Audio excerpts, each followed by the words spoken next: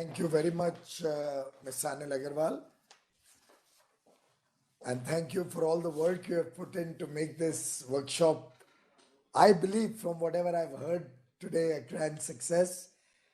Truly a great resource for us in the Department for Promotion of Industry and Internal Trade. And we're very proud of your work, if I may say so. My colleague, Srimati Leena Nandanji, Secretary in the Department of Consumer Affairs, Srimati Nidhi Khare, Additional Secretary, Shri Sanjay Agarwal, President, PhD Chamber of Commerce and Industry, Shri Chandrajit Banerjee, DG CII, Shri Dilip Chenoy, SG FICCI, Shri Deepak Sood, SG ASSOCHAM, my colleague and the person in the hot seat for today's workshop, Shri Pramod Kumar Tiwari, Director General of BIS, all the industry representatives and other colleagues who have joined today's very important workshop on easing compliance of BIS certifications. Ladies and gentlemen, truly a very, very satisfying experience for me reading about the day's deliberation, the way you have structured the 4 technical sessions, the comments that I heard from all my industry leaders, the fact that in the afternoon on a subject which is generally considered quite boring, we have 200 plus participants that I can see on the screen. I'm feeling that what the Honorable Prime Minister had started many years ago, when he had first brought out through a clarion call the concept of zero defect, zero effect. I think with the collective effort of the entire team in front of me, we are seeing signs of success in achieving, on the one hand, consciousness about quality, on the other hand, true commitment of the nation for sustainability. In fact, I think we have to move from the concept of standard compliance to standard consciousness. When we are talking of compliance of BIS certification, from what I heard and the various suggestions that came, like Chandrajit talking about training programs for and developing people who can handhold particularly the MSME sector. Now, basically, all your comments lead me to believe that it's time we looked at quality consciousness of the nation as a whole, whether it's a policymaker, whether it's a manufacturer or industry participant, or the authorities, consumer affairs, BIS, QCI, our various labs, and finally, our Utsav Murti, the most important person for our work, the consumer, the customer. All of us need to become conscious about the importance of quality, including the customer. Because if he does not demand quality, we'll never be able to create that culture of quality in our nation. And I'm delighted that BIS, whom we look upon as the torchbearer of industry, particularly for quality, and the backbone of our greater thrust to the Make in India program, I'm delighted that they are taking several initiatives involving industry and creating this culture of quality, this consciousness about quality, this kind of pioneering work. I do not believe has happened in the past at the speed and scale at which we are seeing all of you work. Thank you very much for your support. Thank you very much for all the hard work and initiatives that the Department of Consumer Affairs and BIS have taken in this respect. In fact, I think it's time when we talk about quality and we talk about BIS, we should operate on a quick model. And what do I mean by quick? Quick. Q obviously stands for quality. And I don't think it's a no-brainer for any of us to figure it out. U would be uniformity. One nation, one standard. And I'm delighted to share with you, I'm sitting in Rail Bhavan right now. The railways will be the first large organization which is going to dovetail all their standards with BIS to truly move towards one nation, one standard. And that's really very important if we want to be recognized the world over for our standards.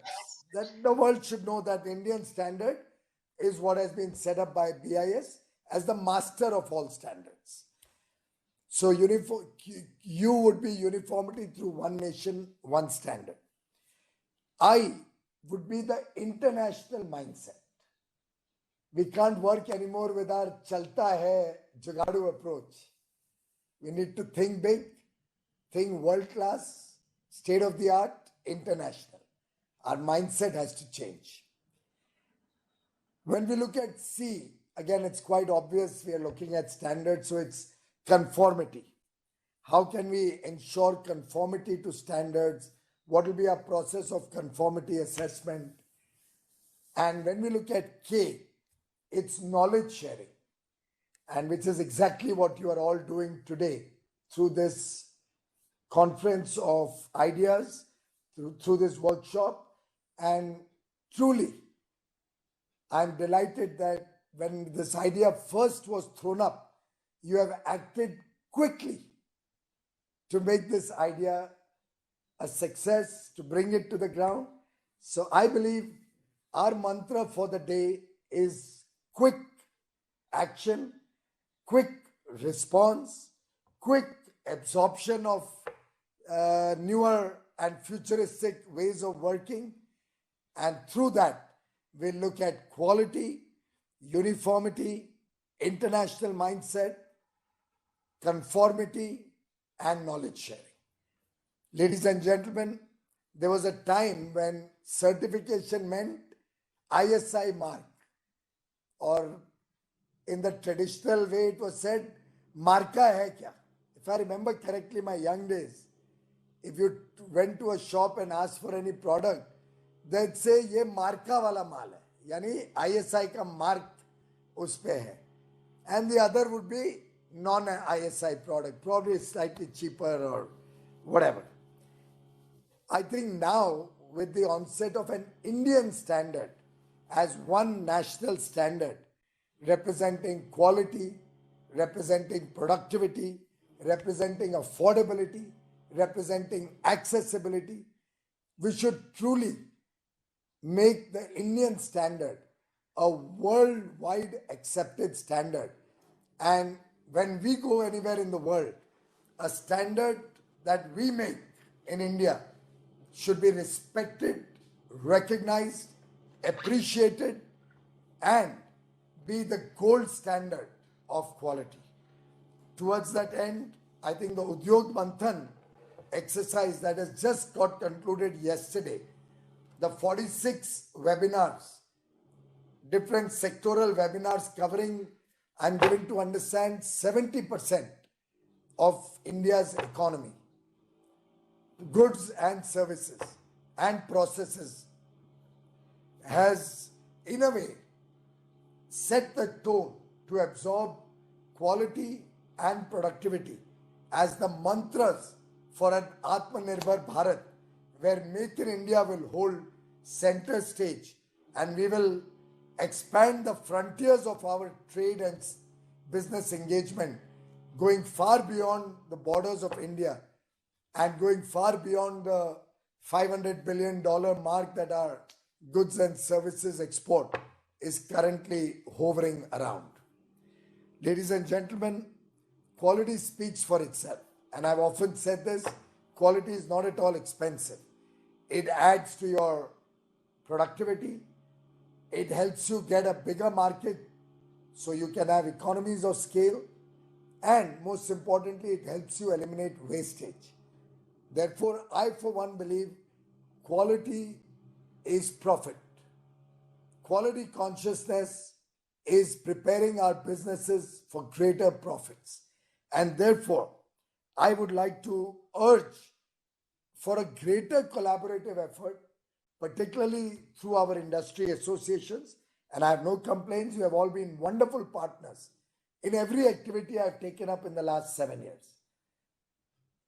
I do wish that the same enthusiasm will continue to be seen as we move towards greater and greater degree of quality consciousness. As John Ruskin had said, quality is never an accident. It is always the result of intelligent effort. And I think efforts like today's workshop will certainly help us in expanding the work that we are doing, in making quality the centerpiece or hallmark of our very growth in the years to come. I heard several of the suggestions. Some of them we have already started acting upon. For example, for MSMEs, women entrepreneurs and startups, Pramodji is working out a scheme. The Governing Council on Monday has already discussed reducing the charges significantly. There's also a proposal to make it zero, but I didn't accept it. Adil Zainulbhai of Quality Council of India even recommended zero. But I personally believe a small charge brings in greater consciousness. It could be a small charge, but will very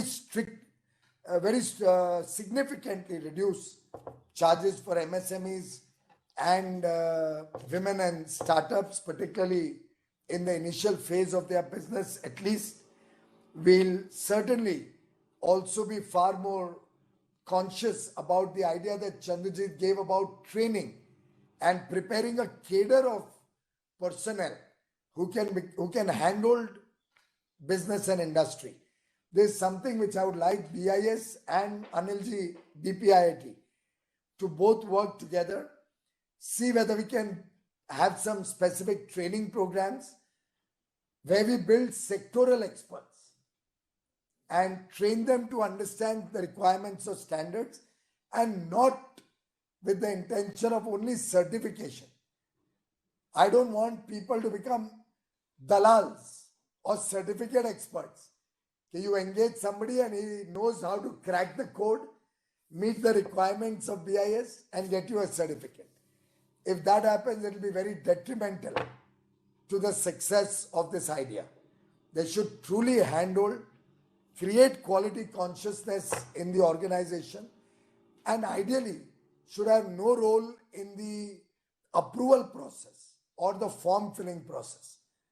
They should be barred from filling up the forms or doing the process of certification or being involved in it at all. So work out in a proper way so they don't become agents or conduits for certification, but truly, genuinely, they handled and help in creating that spirit of quality. Similarly, the expansion of testing that was raised by several people, including Mr. Sharma, I believe I've already given instructions. QCI and BIS are required to work with the private sector and different sectoral industry sectors, map out all the available resources in the country. I would urge private sector to also pitch in with their testing facilities. We create a schedule of charges like the Ayushman Bharat rate of healthcare. For every procedure, they have a rate card. And then do a gap analysis of all these facilities, fill in those gaps, upgrade with more modern equipment, and create new labs wherever required, or branch labs or smaller facilities focused on clusters. So if there's a toy cluster, you can ensure that there's adequate equipment for toy testing there. If there's a leather cluster, testing of leather. At the ports, we should have proper testing facilities. Wherever there are fishing centers, We should have testing for fishing. Agri products should be tested wherever there are CWC or FCI go downs. So nationally, without having to travel far, facilities should be locally available of high quality modern equipment, and we should ensure the cost of testing never becomes a detriment to conforming to quality and getting certification. I like Mr. Goyal's suggestion of involving MSME in standard formulation. Pramodji, that should be an absolute compulsion. We should hear MSME, but we should not necessarily only follow their suggestions.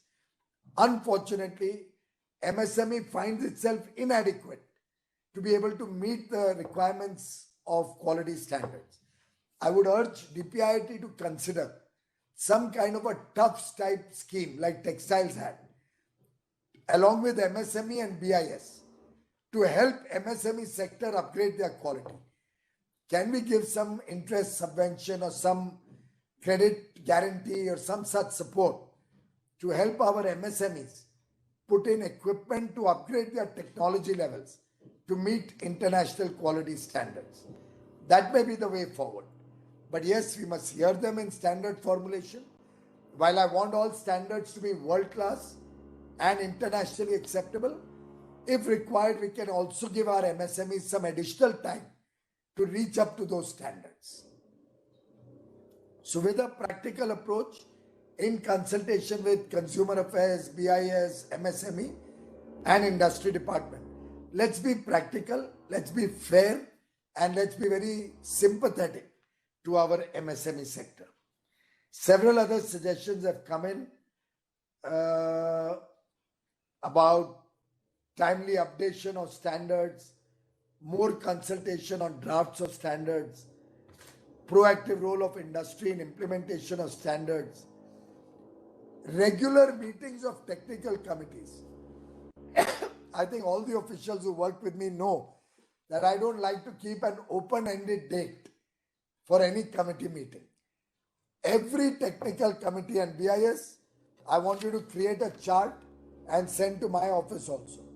Each and every committee, if you have a committee, it should have a fixed periodicity and a specific time, day of the month or week when it will meet, once in a week, once in a month, once in a fortnight, once in a year, whatever. But it should be a fixed day, time, date. Now it should be virtual. It's easier. Even if it is physical, there should be facility for anybody to join virtually so that there's greater participation. And meetings should be held irrespective of whether there is an agenda, whether there is the chairman is available, not available, whatever. Because in meeting regularly, you'll come up with new ideas. People can raise issues of concern to them, and real-time solutions can be found to problems. And the same rule applies. Anybody who is not serious participant in the committee, 2 meetings, write a polite letter. 3rd meeting he doesn't attend, replace it. Bring about certain standards of working in our own organization and in our committees so that the committees work sincerely. And by the way, Anil and my office, whoever is there from my office, please convey this to all the departments under me. Every ministry or department or PSU or any other organization which is reporting directly or indirectly to me, if you have a committee, if you have a group, if you have any licensing committee, any approval committee, fix up its timelines. And as far as possible, every organization should also have an open house. Nowadays with virtual technology, it's very easy. So at a fixed date and time, at a fixed periodicity, there has to be an open house where virtually a link is given out in public domain. And if anybody has a problem with that department or that ministry or that PSU or that organization, should have the ability to log in, and at the highest level, officers should be available to respond depending on the type of issues that come up. Maybe a deputy DG or a director or JS, depending on what periodicity and what kind of problems are coming in. So this may be another direction which should go to all organizations that work under me. An open house, virtual, where people can have the ability to log in and flag off their issues. I'm glad that all the 172 issues that have been raised have been taken note of. I hope you will resolve them quickly. Do send me a small note at the end of 1 month about what is the status of these 172 items, not item by item response, but broadly, what you have succeeded in resolving and how many are in progress and how many cannot be done. Then I'll probably do one more engagement with industry so that they also get confidence that we seriously address issues that are flagged off in such workshops. From my side, I think we've really made good progress in our industry engagement with BIS through today's workshop. I wish all of you will continue to engage with the industry with the same enthusiasm, with the same cooperative spirit, because I do believe that this is a dawn of a new era of an Atmanirbhar Bharat, where digitalization and efficiency are going to determine India's success in the future. I believe you also have a laboratory information management software that you have put out. More and more use of artificial intelligence, big data, all of these technology-driven solutions will help our industry in a big way. I'll only like to repeat in conclusion a statement Prime Minister Modi had made, which in a way gives us the true spirit with which we should engage in quality, about quality. Prime Minister Modi had said, and I quote, "Consumers' protection finds mention in our Vedas, written thousands of years ago. Interests of consumers are not protected by merely giving them rights." I think he has said it very beautifully. Interests of consumers are protected, A, of course, by quality consciousness of the consumer, but B, by our collective consciousness that we owe it to them.